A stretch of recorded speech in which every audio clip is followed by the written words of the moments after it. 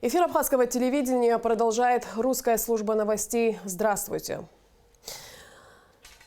Министр внутренних дел Рауль Смыр провел оперативное совещание с начальниками управлений центрального аппарата ведомства. Сообщается на официальном сайте МВД. Оценив динамику работы в плане раскрытия преступлений, глава ведомства распорядился повысить эффективность по профилактике предупреждения правонарушений, усилить рейдовые мероприятия с привлечением сотрудников подразделений оперативного направления. Особые требования Рауль Смыр озвучил в отношении работы оперативных подразделений ведомств, в частности УР и УКОН МВД. Министром назначены рабочие совещания о ходе следственно-оперативных мероприятий по ряду уголовных дел и установлены сроки исполнения. Первокурсники учебного центра МВД приняли присягу. По традиции, до начала торжественной церемонии руководство ведомства и курсанты возложили цветы у мемориальной стены в дань памяти герою Абхазии, полковнику милиции Виталию Смыр, чье имя носит учебный центр.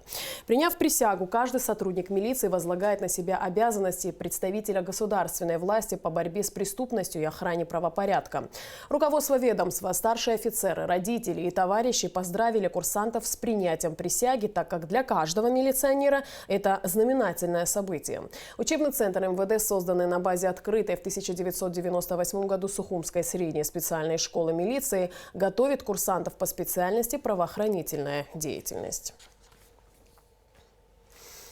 10-11 декабря состоялся 50-й раунд международных женевских дискуссий по безопасности и стабильности в Закавказье, в котором приняли участие представители Абхазии, Южной Осетии, Грузии, Российской Федерации, США при сопредседательстве ООН, ОБСЕ и ЕС, сообщает пресс-служба МИД Абхазии.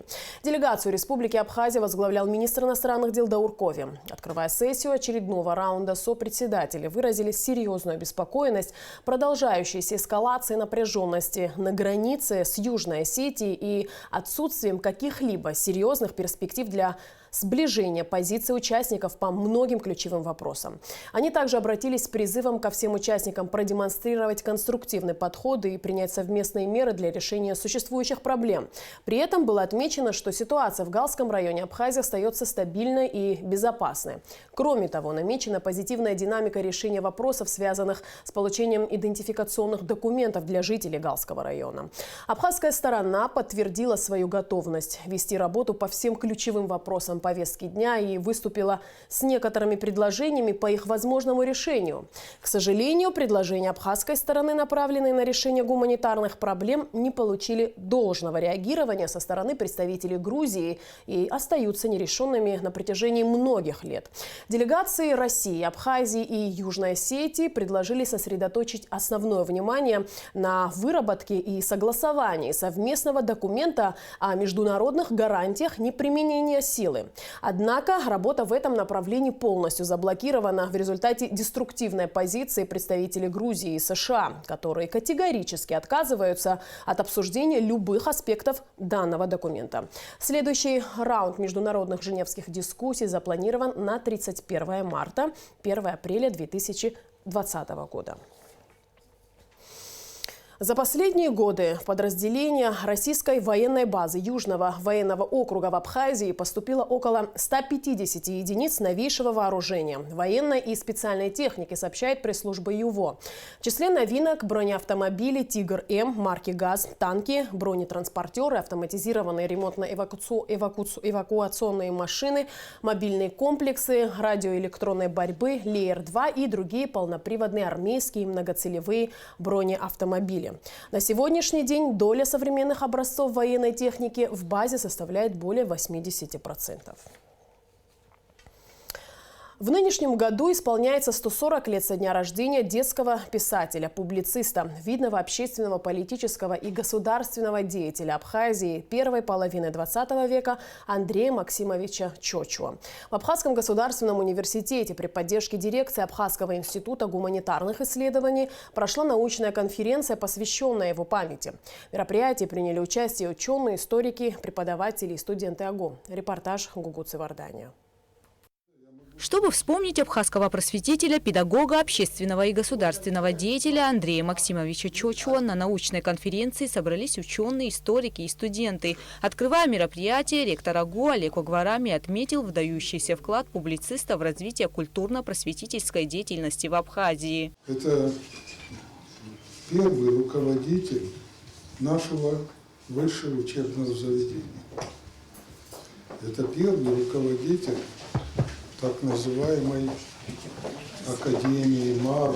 Это человек, который был наркомом просвещения, создал учебную базу для того, чтобы абхазские дети приобщались к своему родному языку. Андрей Чочуа вошел в абхазскую литературу как первый детский писатель. Именно ему принадлежит и первый сборник рассказов для детей. Педагог много работал над усовершенствованием абхазского алфавита, созданного Константином Матеваряне и Дмитрием Гулия. По составленному им букварю занимались в абхазских школах с 1909 года. 80 лет его букварь, по этому букварю учились абхазы. Когда Андрей Максимович ходил в класс, дети с благоговением на него смотрели. Когда он входил в студенческую аудиторию, было то же самое. Учеными были зачитаны доклады и отрывки из трудов Андрея Чочуа, посвященные развитию абхазского языка и методам его преподавания в школах. Работу свою автор предваряет таким эпиграфом: посвящается абхазцам, не владеющим абхазским языком, и не абхазцам, и желающим научиться говорить по-абхазски. Этот самоучитель – результат занятий просветителя-педагога с учащимися разных школ города Сухума, не владевшими абхазским языком. Автор осознавал, что труд этот не исчерпывал задачи самоучителя, но в многонациональной республике была необходимость его издания. Большому патриоту своей страны хотелось дать всем интересующимся побольше информации о своем народе. Андреем Чочуа также опубликованы многочисленные статьи о развитии просвещения, науки и культуры. Народ Абхазии хранит память о выдающемся просветителе и политическом деятеле. Гугут Савардания, Тамас Чиковани, Абхазское телевидение. Реорганизация Министерства здравоохранения, предоставление страховых медицинских полисов гражданам Абхазии, предоставление лекарственных препаратов и вакцин международными организациями и их соответствие стандартам безопасности, проведение диспансеризации, строительство специализированного медицинского учреждения и многие другие темы были затронуты в ходе пресс-конференции министра здравоохранения и соцобеспечения Тамаза Цахнаки в пресс-центре Абхазского телевидения.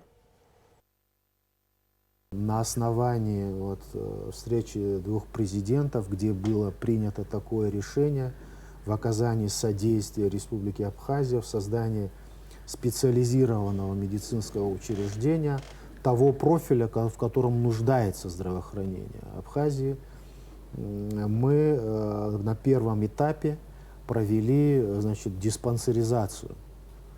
В том числе силами ФМБА России, вы знаете. Было обследовано более 13 тысяч человек там за короткий период, декретированных категорий граждан, а также тех, кто желал прийти. И вот из этих более чем 13 тысяч человек было у 400 пациентов было установлено заболевание, лечение которого необходимо проводить в условиях специализированного стационара. Видеозапись пресс-конференции Тамаза Цахнаки смотрите в нашей сегодняшней программе сразу же после новостей. В литературно-мемориальном музее Дмитрия Гулия прошел вечер памяти, посвященный столетию дочери известного абхазского писателя Дмитрия Гулия Татьяны. На вечере присутствовала семья Татьяны Гулия, писатели и ученые, среди которых были и те, кому посчастливилось учиться у нее. Репортаж Гугут Савардания. Дочь выдающегося абхазского писателя, народного поэта Абхазии Дмитрия Гулия Татьяна родилась именно в этом доме в 1919 году. Единственная дочь Дмитрия Иосифовича была выдающимся педагогом и посвятила всю свою жизнь преподаванию русского языка и литературы. Как и все дети Дмитрия Иосифовича, это самодостаточная личность. Мы отмечаем даже не потому, что она дочь Дмитрия Иосифовича Гулия. Это очень известный педагог, которая проработала много десятилетий в Сухумском государственном педагогическом институте имени Горького. После того, как она вышла на пенсию, она много лет возглавляла дом-музей своего отца. И очень многое здесь сделано ее рукой, очень много любви, тепла вот в этом доме тоже исходило от нее. В доме Дмитрия Гулия всегда собирались известные поэты, писатели и актеры. Татьяна, в свою очередь, удивляла гостей не только интеллектом, но и гостеприимством. На вечере памяти присутствовали близкие родственники Татьяны Дмитриевны. Она вообще была очень сильным характером, как говорили, особенно в трудовые ее годы. Ее даже побаивались, она такая была строгая, но, честно говоря, вот это меня удивляло, потому что дома она была очень ласковая, нежная к своим внукам. И когда особенно выходили мы с ней куда-нибудь гулять, все ее узнавали, все к ней подходили. Я, будучи маленьким ребенком, как-то все время удивленно на это все смотрел. Сейчас я понимаю, почему так все происходило. Татьяна Дмитриевна много лет была ведущим преподавателем кафедры русского языка в Абхазском государственном университете. В памяти коллег она осталась чуткой, доброжелательной и преданной своей работе. Татьяна Дмитриевна в моей памяти это человек добрейший, умница большая, абхазка настоящая. Но она посвятила всю свою профессиональную жизнь не тому, где патриархом был ее отец, патриархом абхазской литературы, а посвятила древнерусской литературе и русской советской литературе. Последние годы ее жизни, когда она у нас работала, и я пришла молодым преподавателем на эту кафедру. Хочу сказать, что она была необыкновенно обаятельным, интеллигентным человеком. И ее лекции всегда были интересны и познавательны для студентов, потому что она умела простым языком, доступными средствами рассказывать о самых трудных вопросах литературоведения.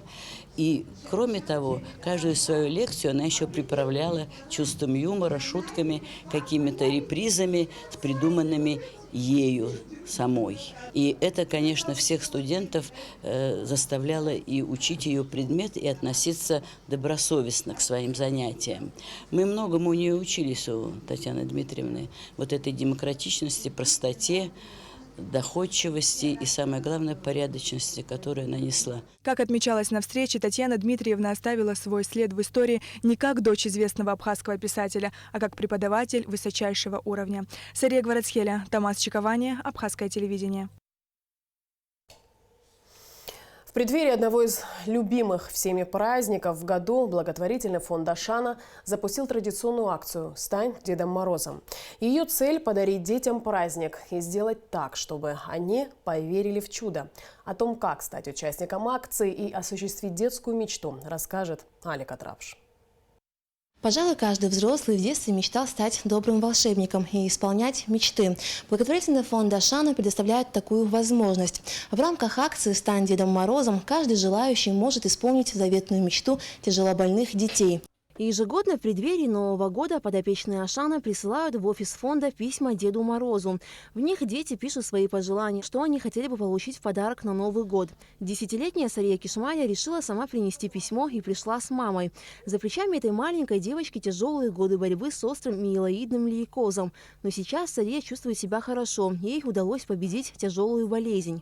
Я каждый год пишу письмо Деду Морозу, а сейчас в этом году я хочу куклу Лол с домиками.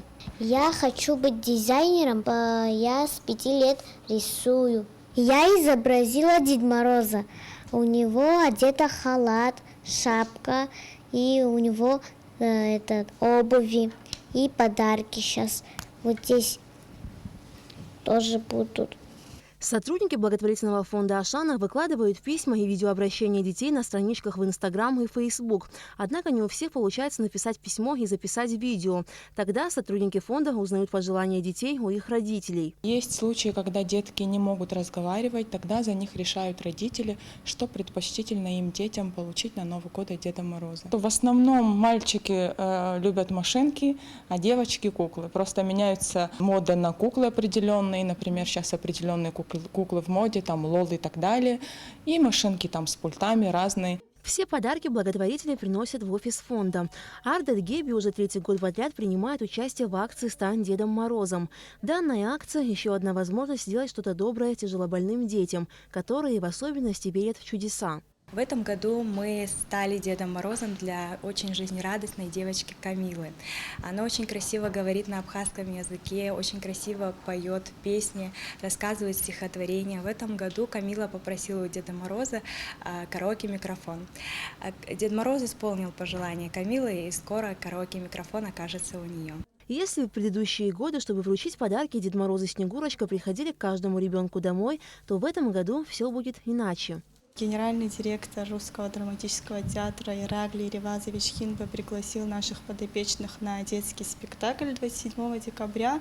Мы решили после показа детского спектакля всем вместе вручить заветные подарочки. Дед Мороз и Снегурочка будут вызывать каждого и вручать именно тот подарок, который они просили на Новый год. В этом году до 100 подопечных мы отобрали, именно тех, кто еще верит в Деда Мороза. Я думаю, что они будут счастливы. На сегодняшний день все еще есть письма, которые остаются без ответа. Каждый неравнодушный может стать добрым волшебником и исполнить детскую мечту. Алика Трапш, Степан Мартиросян, Абхазское телевидение. Портал Турстат опубликовал рейтинг стран выездного туризма из России в 2019 году. По итогам рейтинга Абхазия находится на 2-м месте среди направлений, самых популярных у российских туристов. Как отмечает Турстат, рейтинг представлен по результатам анализа статистики выездных туристских поездок из России за рубеж за 9 месяцев 2019 года. В нашу страну за 9 месяцев въехали 3 миллиона 855 тысяч туристов. Опередила Абхазию только Турция, которую посетили 5 миллионов 675 тысяч туристов.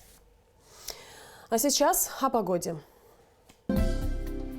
По сообщению Гидрометцентра, в Абхазии ожидается переменная облачность без осадков. Температура воздуха ночью плюс 2,7, днем 11-16 тепла. Температура морской воды плюс 13.